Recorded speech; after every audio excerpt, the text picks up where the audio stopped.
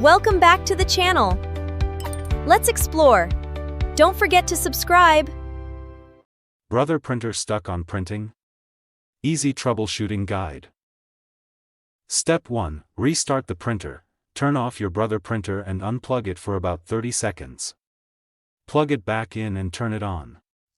A simple restart often clears temporary printing errors. Step 2. Check the printer status. Make sure the printer is powered on and doesn't show any error messages like paper jam, low ink/toner, or cover open. Fix any displayed issue before printing again. Step 3. Cancel stuck print jobs. Open the print queue on your computer and cancel all pending print jobs. Once the queue is empty, try printing a single test page.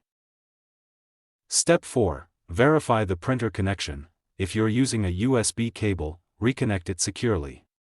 For Wi-Fi printers, confirm that both your printer and computer are connected to the same wireless network.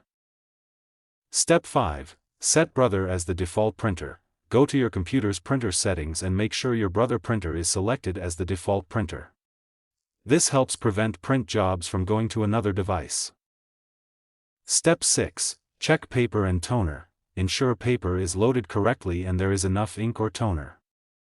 Also, remove any jammed paper if necessary. Step 7. Restart the Print Spooler. On Windows, restart the Print Spooler service. This refreshes the printing system and often resolves stuck print jobs. Step 8. Update or reinstall the printer driver. An outdated or corrupted printer driver can cause printing problems. Download and install the latest Brother printer driver that matches your printer model. Step 9. Print a test page. Use your printer's built-in menu or your computer's printer settings to print a test page. If the test page prints successfully, the issue may be with the original document. Step 10. Reset the printer. If the printer is still stuck, perform a factory reset using the printer's settings menu. After resetting, reconnect the printer and complete the setup again before printing. Thank you for watching.